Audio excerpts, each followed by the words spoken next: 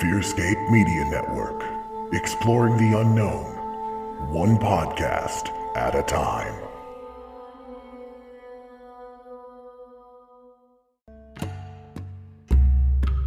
From Fearscape Media, Peer Beyond the Veil is coming back for a new season this March. We're talking government-sponsored mind control, walking on the edge with DMT, wild occultism and deep parapsychology, along with our signature blend of extraterrestrialism, supernaturalism, and cryptid chasing. Bringing you a brand new roster of fascinating guests, each with their own stories and theories on the wild and the wonderful. Peer Beyond the Veil. Find us wherever there's darkness. The SCP multiverse is under constant assault, and destruction can come at any moment. Therefore, having just one database is a folly the Foundation can no longer accept. Join Dr. Kevin Milgram and SCP-073, Kane, as they create an oral history of the SCP Foundation, in Memories of Kane, an SCP story, hosted by Daniel Doremus. For should the Foundation fall, the unkillable first murderer of man will live on. New episodes drop every second Wednesday of the month on the Fearscape Media Network. Visit fearscapemedia.com for more information.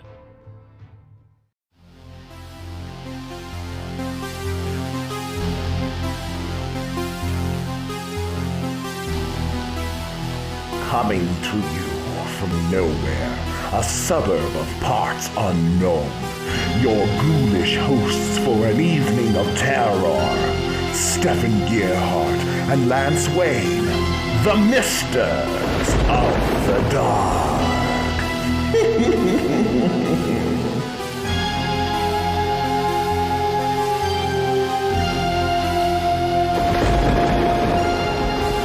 Good evening, dear friends! Welcome to another terrifying episode of Misters of the Dark, the greatest horror podcast in the history of horror podcasting.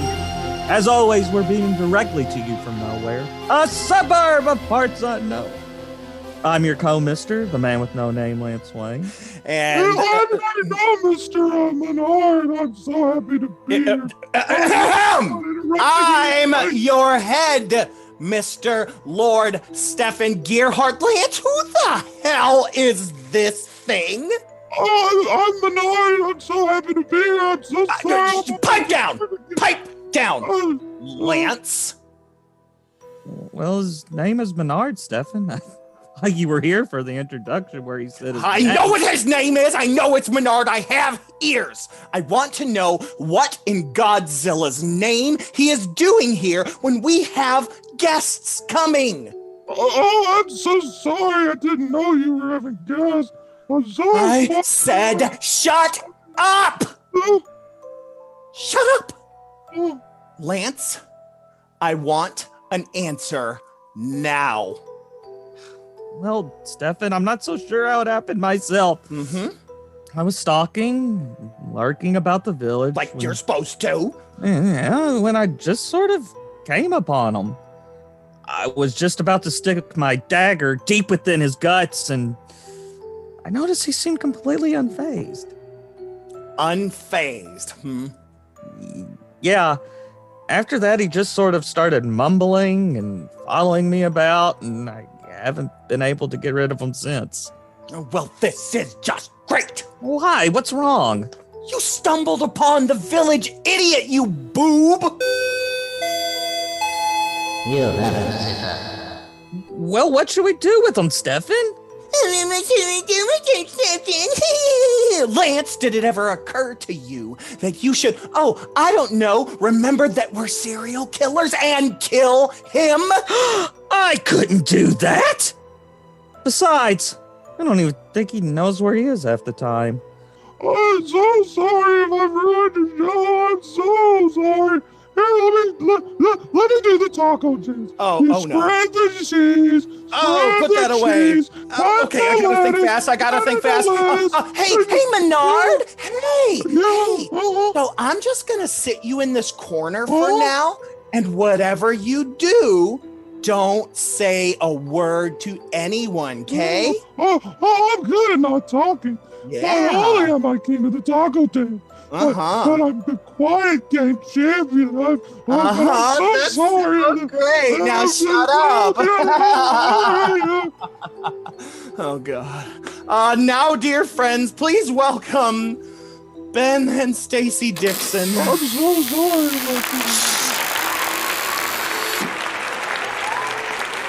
Yay! Thank you, Ben and Stacey Dixon. Man, we are so pumped to have you guys here at the dilapidated mansion. Excuse the mess. That's Lance. No, it's not. It's Lance, the man with no it's name. Stefan. Lance Wayne. It's Lance. It's Lord. It's the Lord. You become a Lord, and suddenly you don't have to do shit around the house. Well, here's the thing, guys. We were trying to figure out if who we would get for a guest this week to come over to the house.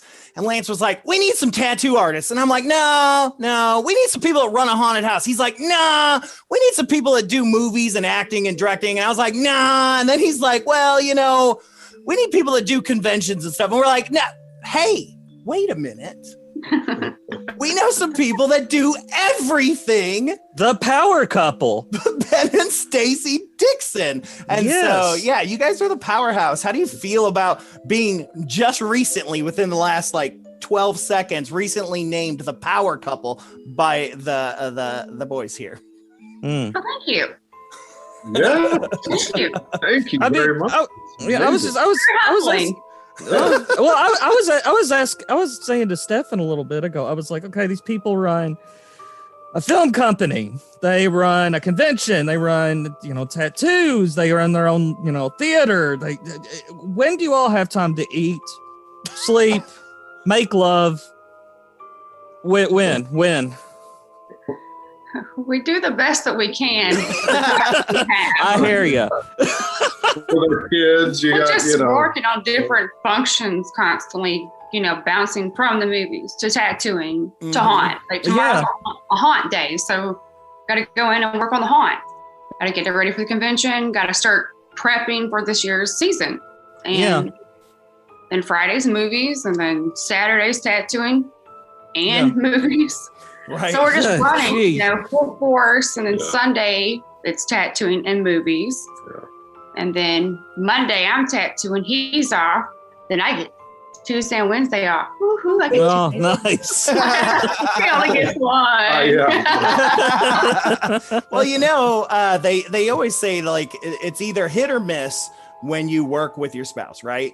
Like it's either hit or miss. And from just the people I know that we know together, everyone just says that you guys are that one that's hit. Like it works really, really well to see you guys work together to accomplish everything you do. And in fact, just looking at you two, it looks like something that really makes you guys stronger.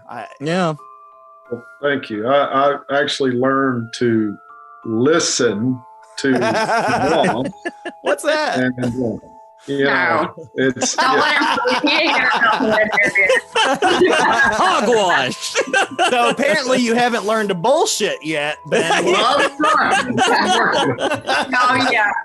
That's no poker face bullshit. No. Thank you.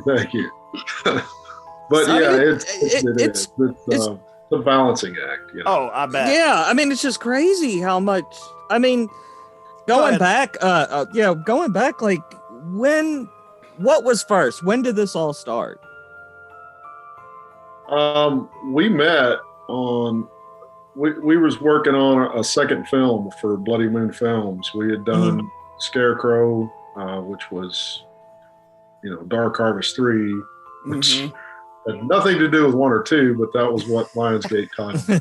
Hey, so we were working on the second film, and we needed another makeup artist, and somebody had referred me to Stacey, and that's little did I know how much all that was going to change everything, and in both our lives. And that's actually how we met. Was I'd gotten her number from a guy that we knew mutually, and so she came and we met, and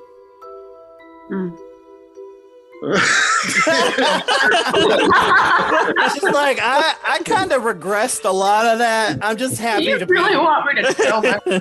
yeah, well, yeah. I don't know. I don't think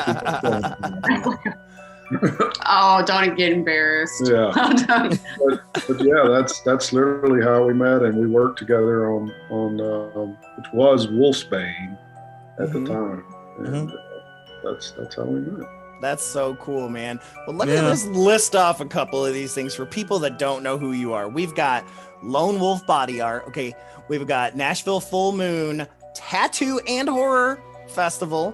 We've got Slaughterhouse, Full Moon Cineplex, Bloody Moon Films, plus the films. We got Dark Harvest 3, The Totem, etc., etc., etc. I mean, you guys are amazing. Yeah. And just the stuff that we've seen you guys in, that you've produced and done, we love.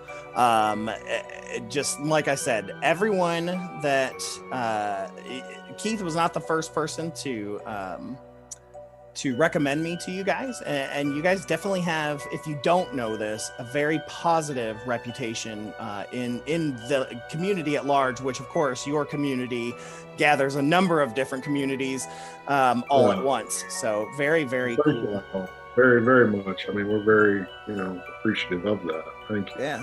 So now, I see all these different things. I see that you guys met how you met, but it's like, did some of these things that were similar come together just learning together, or were they already there? Like, for example, the tattoo stuff, Lone Wolf Body Art. It's like, were you both already heavily into that, or did one get into it because of the other, stuff like that? Yeah, I'd actually thought about becoming a tattoo artist because I've always been an artist, but it wasn't something that I did before I met Ben. That was something he had already journeyed out on his own. I was a special effects makeup artist, and I went to Tom Savini School, and that's how. Oh, cool! Yeah, had some friends go there. Excellent. So yeah, it was a great school, and Tom's a great guy too. So. So yeah, that's just kind of like he got the whole tattoo. He was into that. So just being an artist already, just kind of melded into all that. I was already into the whole film industry and things of that nature. And so is he. So it just kind of all worked together. Like I worked at Slaughterhouse years ago. And now, we own Slaughterhouse. Right. That's the dream, ain't it? Yeah, I mean, I think both of us, in our younger years, I mean, we both had this admiration about, a haunted house and how cool would it be to, have one. You say that now, buddy. You come to run it for a weekend. You won't say that no more. Oh, no. I'm looking at it from the potential millionaire that I'll be someday, where I can just go do this stuff, guys. Yeah. I dream about that every day. Millionaire, that's the wrong career choice. My philanthropy is just haunted houses. Yeah. It's just, a lot. It's a lot of work. Yeah. And doing a lot of personalities for sure. Oh yeah, and a solid 2 months of having no voice. I've worked haunts before. I've got friends that work them. I know. It's really interesting though how it all did kind of come together. I mean, with Lone Wolf, it started in '93, and it's funny because the Slaughterhouse originally opened in 1986. Wow. Oh wow. So it's the longest running haunt, and Stacey and I are the third owners of the Slaughterhouse, and we acquired it in 2014. But like she was saying, she worked at the Slaughterhouse way before she and I even had met. That's how it all came about, was getting the call, or just kind of finding out, and then getting into it for somebody else, and then getting the call going, hey, look, make an offer. It's like, it's not something I thought about, or he thought about. It just kind of fell on the lap, and it happened. Yeah. We built a haunt in 6 weeks. Yeah. 6 weeks. Oh my gosh. So you guys are hitting. You guys the are hitting haunt 35 film- years now this year too, right? Yeah. So, we had to move it in 5 52-foot tractor trailers, load it up, and move it to this building. And we bought this old, it was the Courtyard Cinema movie theater. It was a Regal Cinema that ran from 88 to 2001 and then went dormant. They closed it and it sat empty for 13 years, so until 2014. And that's when we got the call. And it was it was one of these weird things too, because we were in this whole pre-production for the Totem, and we were having trouble getting, money and financing to make that film. And all of a sudden, the writer of the book and his agent, they pulled the rights, on our deal, trying to work it out. And so we were just kind of like, what are we going to do now? And then all of a sudden the slaughterhouse kind of fell in our lap, and it just really, things kind of happen, in hindsight, you look back and you're like, it was a really devastating time losing that film, but oh, whatever. The whole thing was devastating. The whole year, we lost money. My God. We bought a hunt and put it together in 6 weeks. Nobody knew where the fuck we were at. Is this censored? Yeah. No. Okay. Fuck no. Yeah. And I mean, we were both like, what are we doing? I mean, we were trying to work a deal to buy this building and get this haunt, and just, I mean, it was almost to a point where it could have really gone the wrong way. Yeah. And luckily it all has worked out. Well, definitely. Yeah, it seems like it. Yeah. Wow. Sure. Jeez, man, I can't imagine that. And yeah, I love that already you're able to look back and say, yeah, this was a crazy time, but where you are now, and you won't make mistakes like that, that you've had in the past and things like that. What to look you learn. I mean, it's Really? Yeah. Really? For the most part, we learn. Okay. Oh my gosh! She slaps the truth right in. Some of us have really big hearts, and we keep letting people do same things. Okay, that's a choice. Okay? Yeah. Okay. I got you on this one. So then what about the Cineplex? How did you get in? How'd you get that? Did that one just fall on your damn lap too? Yeah, really. Yeah. With having the movie theater, I mean, you want to tell the story about you going to Chicago? I mean, that was. Are you talking about the movie theater, or just how the whole complex? Well, no, the movie theater itself. Yeah. Oh, yeah. The concept was going about the dinner and the movie thing, and I hadn't really seen anything. Hold on, give me a second. All right, so I haven't really seen anything like that until I went to Chicago. And when my best friend from Savini School, she lives in Chicago, so I would go up there like once a year, and we'd go to this place called Hollywood Boulevard. And there's 2 locations up there, and it was so cool because the place was so unique. Each theater was decked out with tables and, drapery and ornate, structures, and each one was themed, and it was just beautiful. Yep. And so I was like, man, if we did something like that, that would definitely be the way to go. I mean, they brought in big names like Burt Reynolds and everything. Oh, wow. Yeah, they're like a huge theater company. Yeah, I've been to the ones in Chicago. It's beautiful. So, but we kind of took that and brought it into the theater and gave it a twist, just because it is a singular theater that's being used as a movie theater. Yeah, because the theater itself has 8 theaters. The Haunt is now currently in 6 of the theaters. The tattoo studio is in 1, and then the movie theater is in 1. So I love it.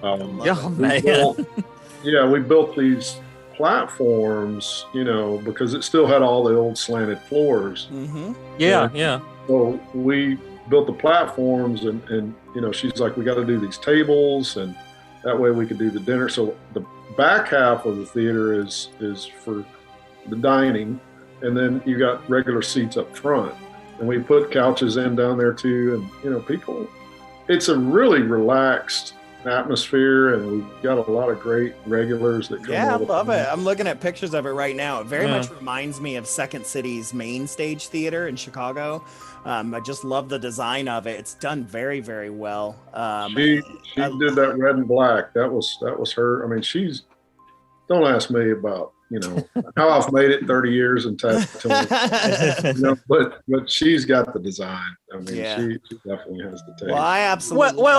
Back in the day, going to the movie theater used to be theater. I'm sorry, my Southern's starting to come out. But going to the movies was like a really big deal, and they were all, just. I mean, I remember hearing about some theaters that had, stars up in the ceiling like the and things. In Louisville. Yeah, and and now they're almost like big box stores. Yeah, they all just got this blandness to them and things like that. And that's why I like people like you guys doing something different. Yeah. It's going to change a lot. A lot of these theaters. I think people are going to start independently probably open their own theaters. That'd be. I was going to say, so moving out here, there's some different. So we have, of course, Alamo Draft Houses out here, which is really neat for me because I always just heard about them. Yeah, I know. Yeah, I actually went recently. I went and saw Superman the motion picture there a couple months back with my brother. That was cool. Well, they also have these ones here called Roadhouse Cinemas too, and they have food and drinks and stuff like that. And of course, it's all push button to bring you food and stuff like that. But the cool thing is they have these smaller theaters. They probably seat 10 people max, and they're still recliners, all the whole 9 yards. But they do like these cheap $5 pictures. Like I took my nephew to go see Ghostbusters, and because it was COVID, they were half capacity. So it was just us two in there. We had the whole theater for $10, to go see Ghostbusters. So we got popcorn, all kinds of stuff, but it was just a little small. I mean, probably I would say it screens 100-inch, like it wasn't huge or anything, but and now I'm starting to see, because of COVID, some more things like that, because they can rent those out to small families now, as opposed to trying to rent out a 100-seat theater. They can rent out this 10-seat theater to a family, for, enough to get by. So it's kind of cool. And I just think it's interesting. I love that you guys have just all my favorite things, food and movies, in one. Yeah. Now, do you guys do any live performances or anything in there too? Or like Rocky we did Horror? Comedy act for a little bit. We've done Rocky Horror several times. Oh, cool.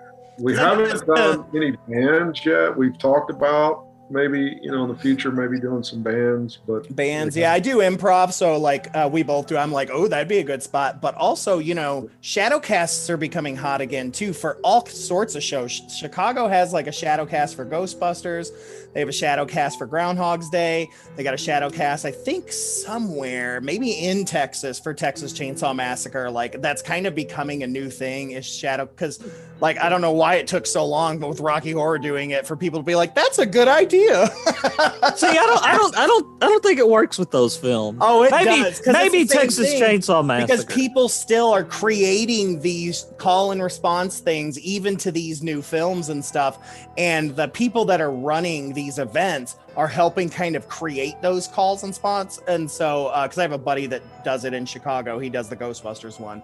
And he said that, the first couple, weeks, him and his buddies sit in the audience and create these call and responses. And then it kind of becomes a thing, as well as just the naturally improvised ones by the audience. And they just kind of catch on, and it's kind of fun. I think the movie industry has changed so much, this past year, everything going to streaming, that a lot of these theaters are really having to kind of become, a little more creative as to gimmicky.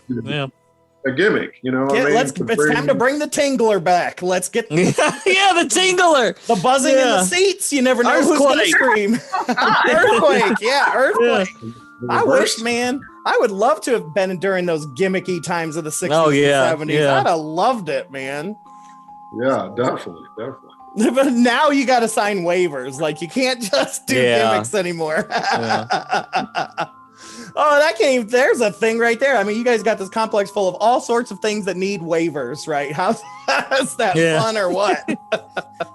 Yeah, definitely. The tattoo, I mean, we've done that for years, but I mean, the haunt. You don't have to sign a waiver because it's Right. we just list it, it's posted. So as long as there's signage everywhere, that's your release. Yeah, your standard haunt, not not the touchy. Not the We don't extreme touch. ones.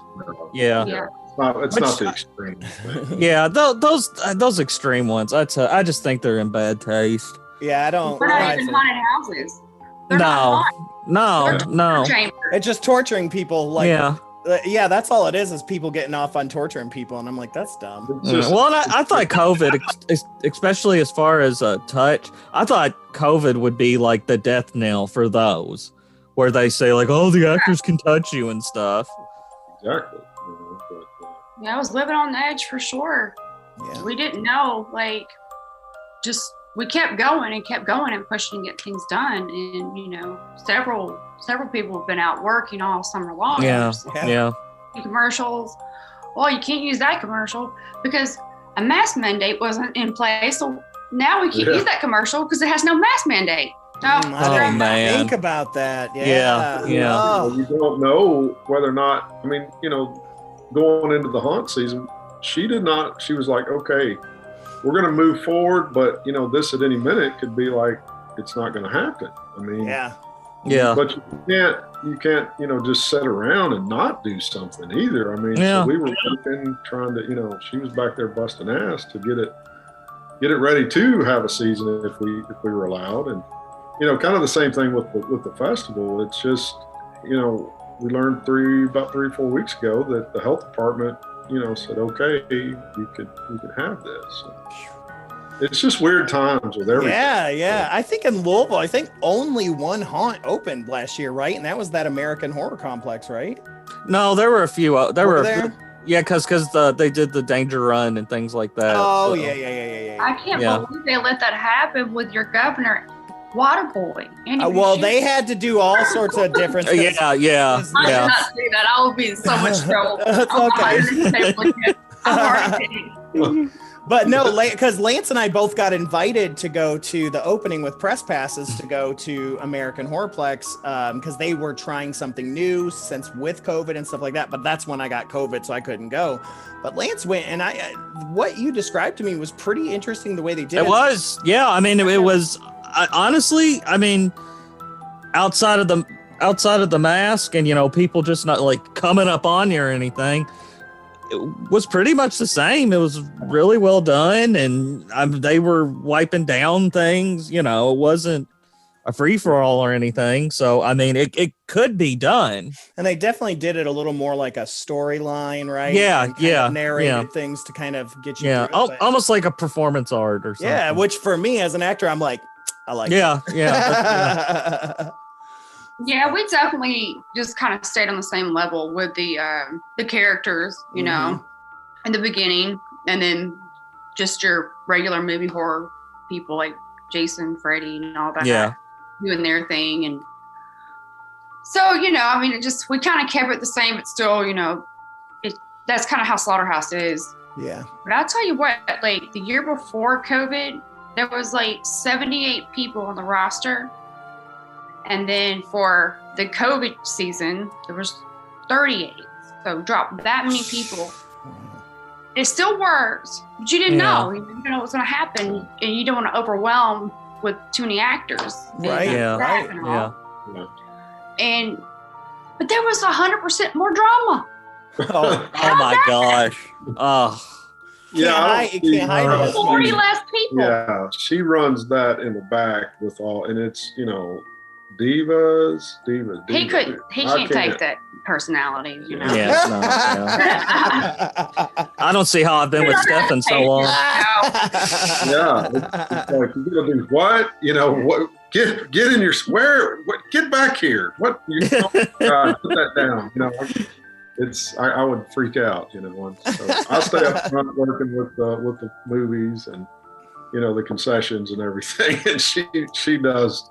She runs all her little. Yeah, when haunt season, I click out of the movies and go in the back. But it's So we have to have It's crazy. this whole thing that, where it's like, where you were talking earlier, I mean, how we make all of this stuff work. And, it's a balancing act, and she takes care of this and I'll take care of this. And then we come together and take care of this other. And it's something else, I tell you. Well, kudos to you guys for surviving this. Yeah, for persevering, definitely. And still, like, being able to still do the things that you love, because some people didn't figure it out right, Yeah. And that's a testament to you both, like, to show how you persevered through this and, are going to come out stronger for it, especially when all this is done, because there are certain things too that I think we learned through the COVID. Sure. Oh yeah. That is going to work, like time ticketing. Like we implemented that with the haunt this past season, and having these ticket blocks and people, it cut the wait time like way down. Wow. Yeah. Like we were having 3-4 hour waits, before, but then you Everything's slotted times, and people could just show up, go in, 15-20 minute waits, and it just made things probably help parking and all kinds of stuff out. I bet. Parking didn't get overwhelmed. I mean, that was one interesting thing about the whole COVID with the Halloween season. Hey lady. Ignore him. Sound like Jerry Lewis over there. Spit it out, brother. But anyway, you saw people getting a lot more. Yeah, they had to. That's what separated the men from the boys. I'm cracking up. I can't quit laughing now.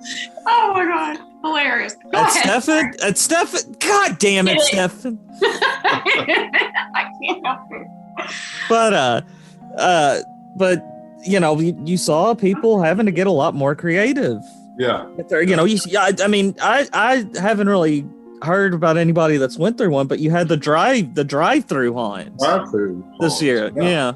Which was I mean, they figured something out that worked. Yeah.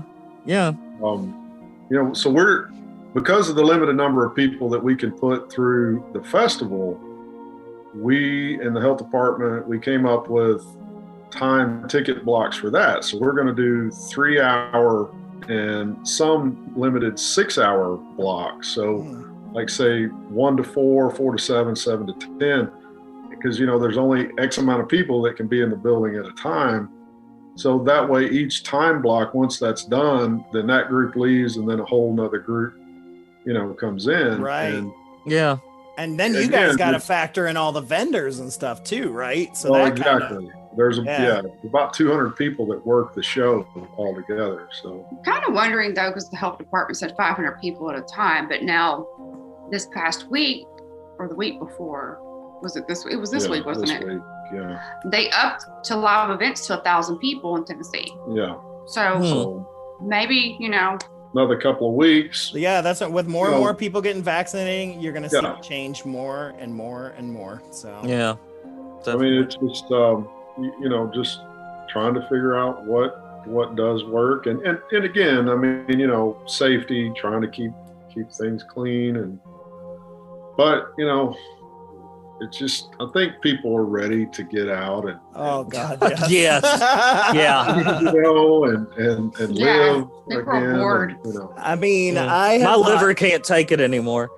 I have done so much hiking in nature, and I'm thankful for it. But good God, I could just use the mall. That'd be nice. Yeah. No. Like just for a day. Yeah. I would rather start doing my drinking in public now. Yeah. I miss karaoke. I miss karaoke. I do this. Me too. Oh my God. So much. Yeah. And I miss karaoke. Yeah. I miss being on stage, man. I haven't performed in years. Oh God. Yeah. Acting or improv, like I'm itching. I've done a couple Zoom things and but it's just, I can't wait to get back on that stage. And concerts and everything.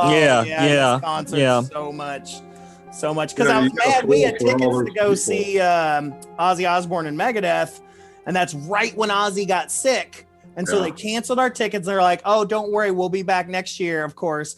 And then Dave Mustaine got sick, and we were like, we're never going to see these people. Ozzy's going to be dead by the time COVID's over. And Dave Mustaine's going to be at church. We're never going to make it. Oh, Dave. But I did also want to talk about Bloody Moon Films. You know, you guys have done a lot of stuff. Of course, my fave is Old Habits Die Hard, because Kane Hodder, how the hell did you? Yeah. Oh, yeah. One of our heroes. One of our heroes, and I'm sure for you too. And not to play fanboy, but what was that like? Yeah. How tall is he? It was fun, and you know, we had to write in a part. You know, Stacey was, you know, they brother and sister with Kane, and I'm like, okay, I've got to write in this part that I get to make out with my wife and the kid with Kane Hodder. Okay, so set up this table, and he actually got to choke slam me through the table, and nice. It was, you know, and it was like a couple of weeks later, I actually had to go in the hospital and have a kidney removed. So, oh, jeez. Like, thanks, Kane Hodder. Yeah. Oh, man. But it was great. In fact, we, you know, last year we put together a film called Death Breed, and it's unreleased. And what we did is we took the 3 films, Shudder, Wolfsbane, and Old Habits, and we came back in. We shot a wraparound story. Kind of like a, you know, creep show, Tales from the Crypt kind of thing. Yeah. And we edited down those 3 films to about 35, 40 minutes each. So Death Breed is the newest film that we're about to start pushing. And, you know, it's kind of like the best of those other 3 films all together in these, you know, shortened stories and into one film, and it's it actually turned out. Oh, it was really cute. Yeah, really amazing. Very, very cute. Super duper cute. That's one thing I like my horror to be, is cute. That's a requirement. Death Breed. It's very cute. Sounds adorable. Look at the way the flesh on the neck rips and looks like a rose. It falls out. So much red. So much red. And we're shooting a music video Saturday. Ooh, yeah. That's one thing I read, is you all do music videos. For the band Every Mother's Nightmare. Do you remember those guys from the 90s? That sounds familiar. Yep. And one of their big hits, The Love Can Make You Blind. But yeah, we're shooting, they got a new album, and we're shooting a video for them Saturday. And where are we shooting it at? Slaughterhouse. Oh, cool. That is so convenient. Yeah. Right. How did you get that book? You have a whole set for like all this square footage of sets just all around you. Just ready to ready work to walk in. And we're like, Stacey, can we shoot in the haunt? No. Yeah. So the song's called Sin in My Heart. And it's kind of got like this voodoo kind of thing. And Stacey is reprising her role as Sabrina Wolf in the video, and so be on the lookout for that. Oh, definitely. We'll definitely share the hell out of it too for you guys. You know, it reminds me of that joke out here because there's the big, you know, meteor crater out here, and they're like, how convenient that this meteor landed right next to the meteor crater gift shop. Like, I'm so or like, man, crazy that Lou Gehrig got Lou Gehrig's disease. But who's buried in LeGrant's tomb? Yeah. I could do that shit all day. And, you know, we learned something interesting about the building that, you know, the Full Moon Cineplex, all that, the haunts at. There was paranormal stuff that was happening there since the day we moved in. Oh, I bet. But we just found out from the owner of the shopping center Who bought the land? who was previously part of Andrew Jackson's farm. What was on the land before they built the theater and the shopping center? 3 family cemeteries. Oh my God. And he Poltergeist. said, I swear this stuff is crazy in there. Too. I bet. Gosh.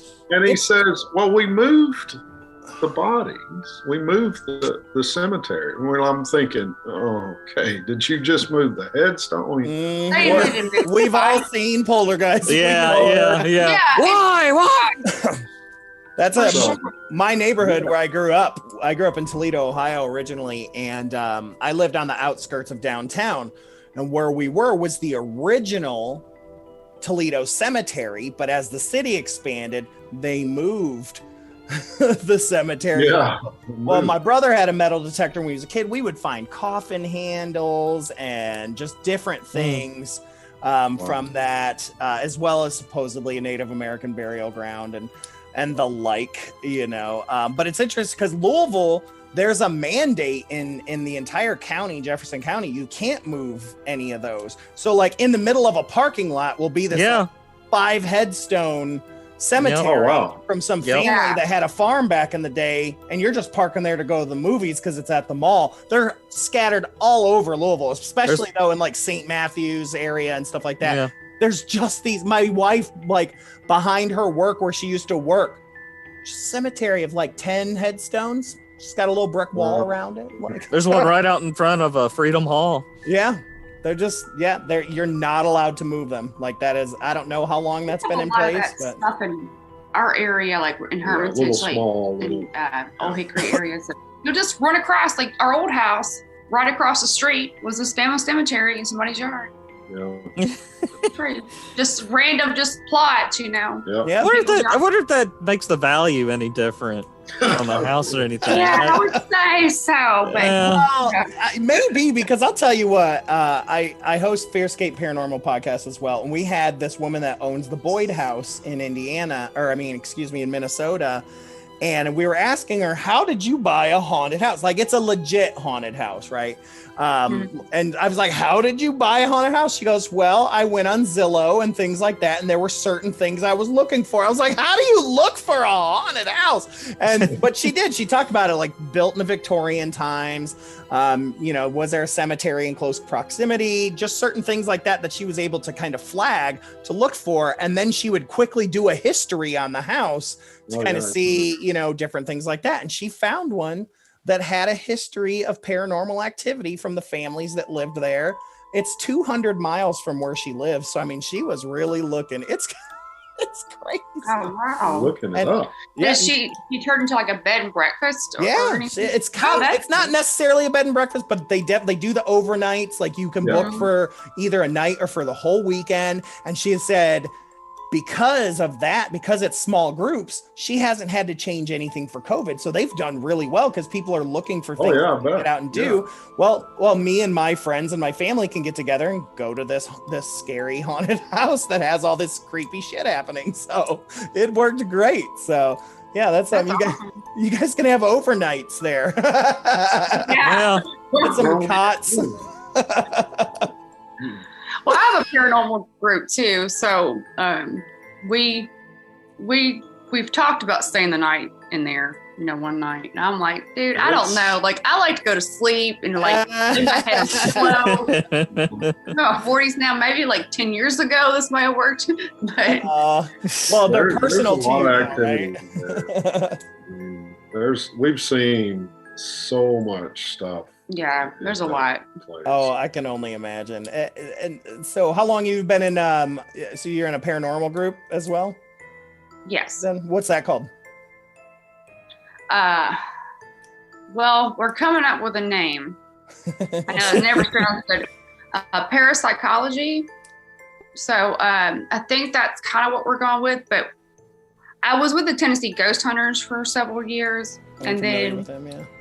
had our child Phoenix, which is now 13, and I kind of stopped, and then we started another one. So it was Black Cat Paranormal. Yeah. Oh, And that's it was cool. That's all cool. girls. All girls, yeah. But now Pretty cool name. now it's like we got one guy. He's like Scooby-Doo. Mystery Inc. Problem solved. I know, like Keith Age, I know he loves to go to these cons and stuff and get people to ghost hunt. And he finds, like, I don't know if you know Santiago Cirillo or not, but like getting him and finding out, oh shit, he's got some psychic gifts. Let's get him going. And then he finds all these like random actors and he's always like, hey, Stefan. So I don't know if you know this, but Michael Berryman's also into UFOs. And so like,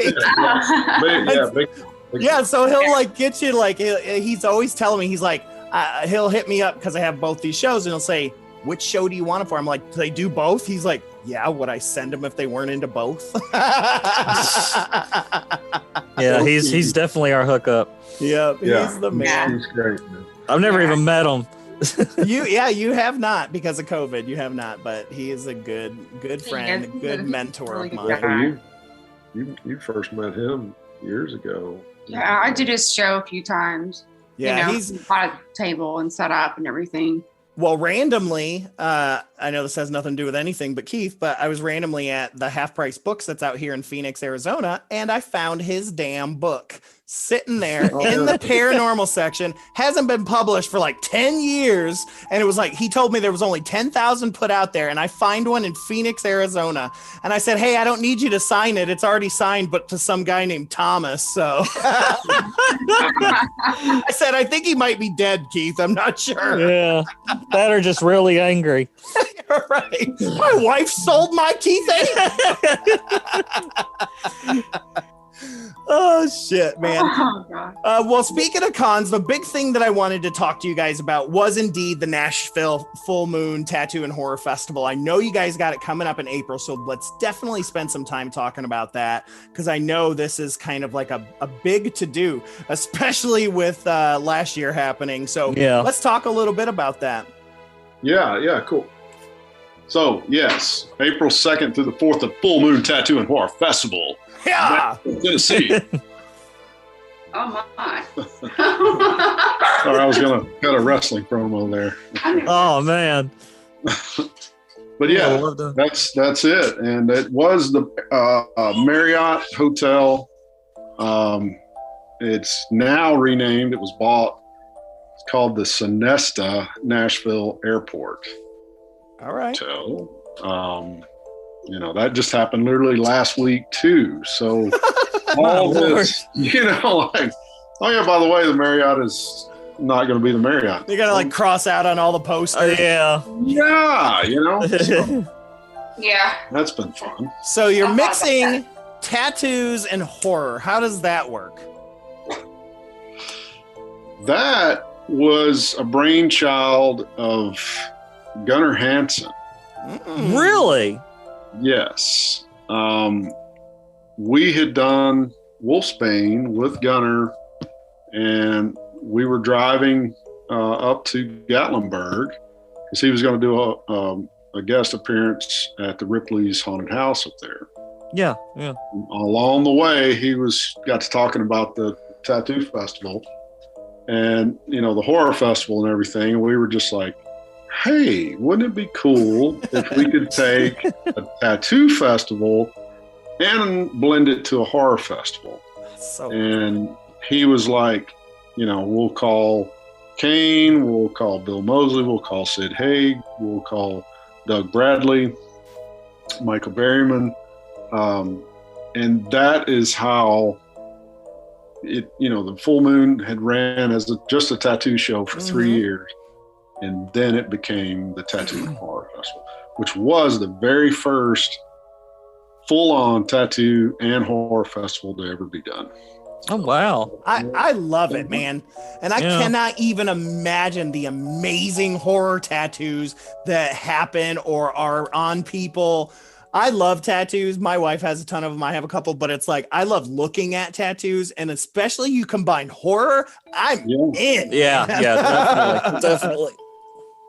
So yeah, that's how it, Gunnar, God rest his soul. I mean, he was really, so you got to Texas Chainsaw Massacre. I mean, I think there were so many people that was influenced, in our generation by that film. And, it still lives on to this day. I tell you, it was the movie that and Exorcist were the two movies that no matter what, if I saw even a picture in a magazine, my heart would race. I would start sweating. Like I would get so scared. And with Texas, it was the psychological horror at the very end with her at the table. Like I very easily put myself in a main character's position very easily. I think I have a very overactive imagination as an improviser. And man, I mean, the first time I saw that, I think I was 14 or 15 and I couldn't shake it for days. Yeah. Like I couldn't shake it. Like you said with Exorcist, same way. Gunnar just had a way that no one else, like just the dance moves, everything, man. Just there was something. Same thing with Kane. Ain't nobody plays Jason like Kane. Kane is Jason. Me and him were having this conversation the other day. Kane is Jason. Absolutely.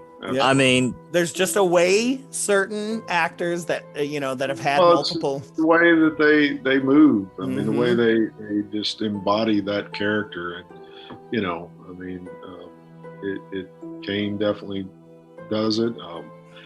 Gunnar, it was funny when we were filming Shudder with Gunnar, and we actually had Ed Neal and John Dugan, all three. That's awesome. Oh yeah, we know John. Yeah. Had been in a film together since Chainsaw, and Stacey and I were driving Gunnar back to the hotel after shooting a long night, and he's up front and he leans over to me and he says, "So Ben, are you convinced now that I am a brilliant actor?" Yes. Yes, you are. He was. I mean, gosh. Absolutely. It was fun. We had a good time shooting that, and so that that being able to do these films with these guys and ladies that we kind of grew up watching, these films, and then being able to work with them on a film, that's been a really I can't. I mean, the closest we get is here on our show, but even that, and so to be in the proximity you get to be in, I mean, God, I envy you, but it's fantastic. It's so cool. I absolutely love, and how willing and just open and so cool. You idolize people, especially us who idolize horror actors and stuff like that. We idolize them and we forget they're people too.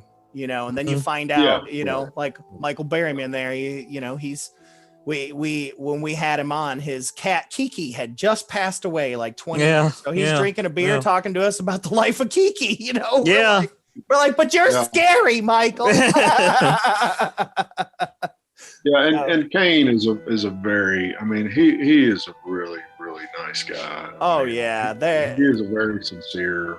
Yeah, it's funny. It's almost like most of the horror actors are the sweetest little butterflies, and your standard actors are giant douchebags. Yeah. So. And she's back. I'm back, bitch. She's back from outer space.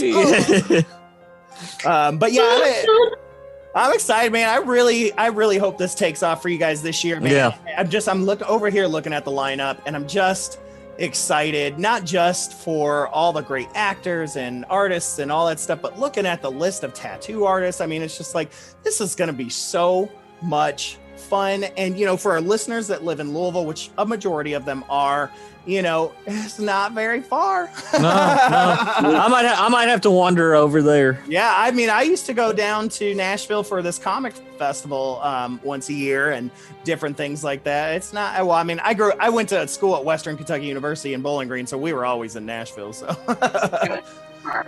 but yeah, you guys, this is exciting. I mean, just everything. I cannot believe how incredibly awesome and massive this looks.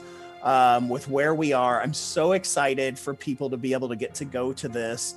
all of this stuff, man. It's just Full Moon Inc. is just, again, I know we said this at the very beginning, but good God, this conglomerate is impressive, you guys. Yeah. Like, you've really built an empire. You know, we're trying to, I've run an improv festival and we ran an improv school, and then we've got our podcast network and our different shows, but I'm like, this is who I want to be, is you guys. Yeah. You're who I'm striving to be. Well, Yeah. Especially you, Stacey. I want to be you. Yeah. Thanks, man. You're welcome. I got You're your welcome. back. Thank I'll be you. I'll be you, Ben. I'm not making Well, it yes, you, Lance. our hair is kind of similar. Yeah. It's not up. Yeah. I don't know. I think mine may look a little bit like Stacy's. I'm a blonde. So.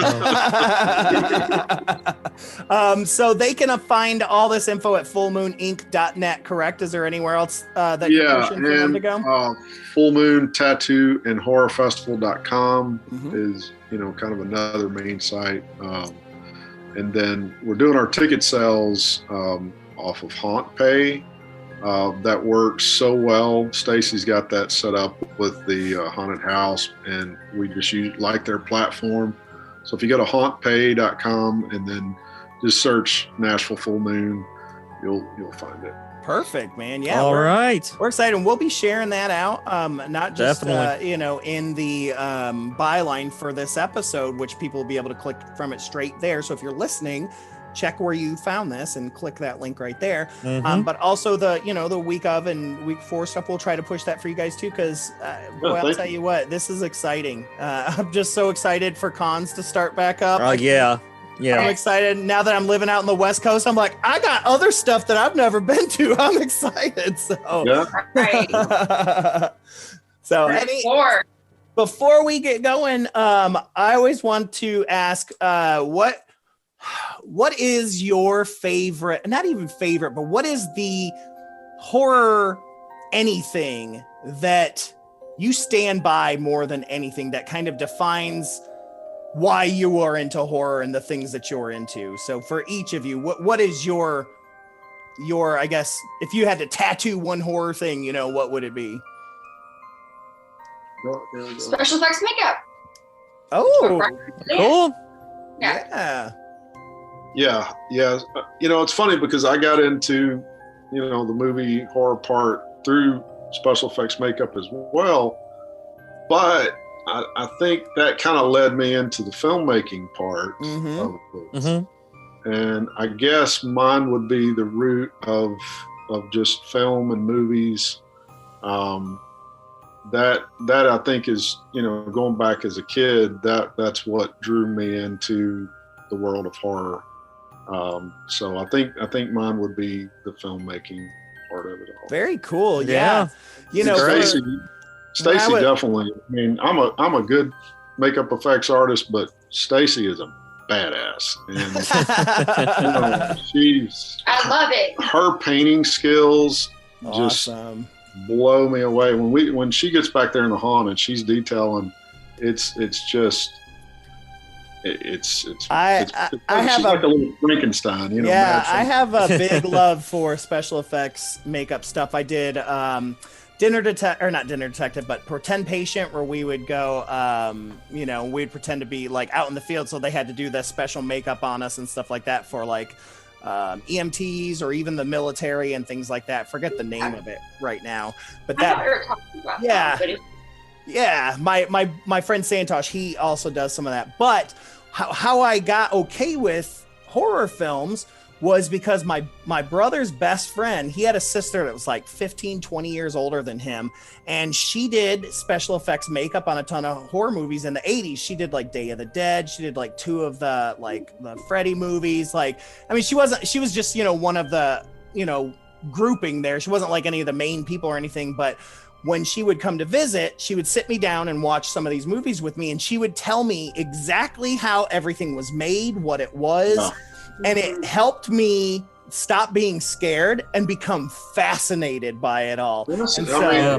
it broke it down for you. Yeah, and so now when I see CGI blood, I'm like, ugh. Yeah. Jeez.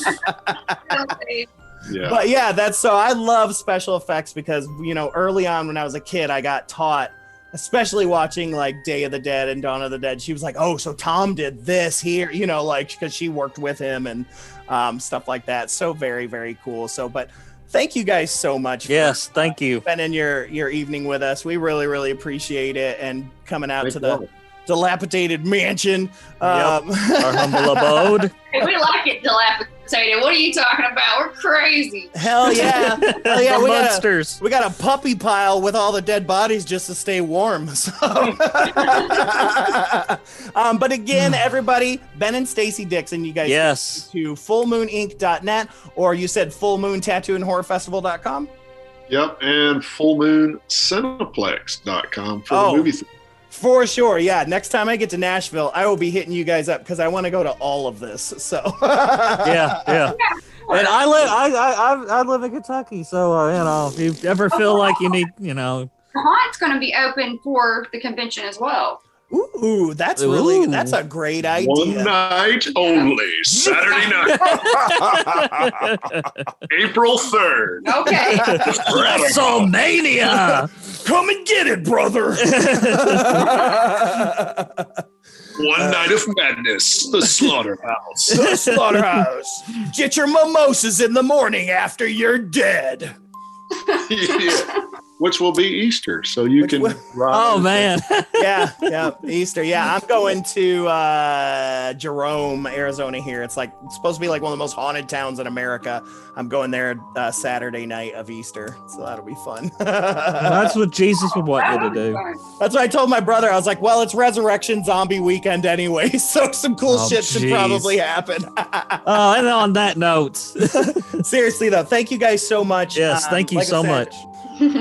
Well, cool. Well, thank y'all so much. Thank you all.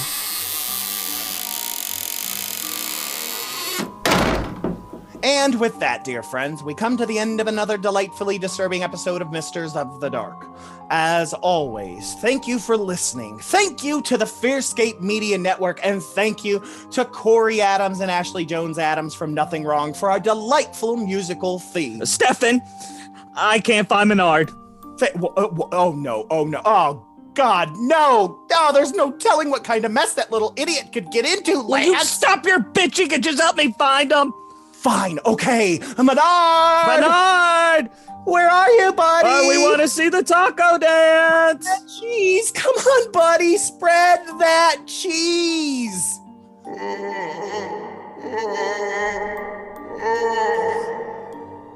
The gallows!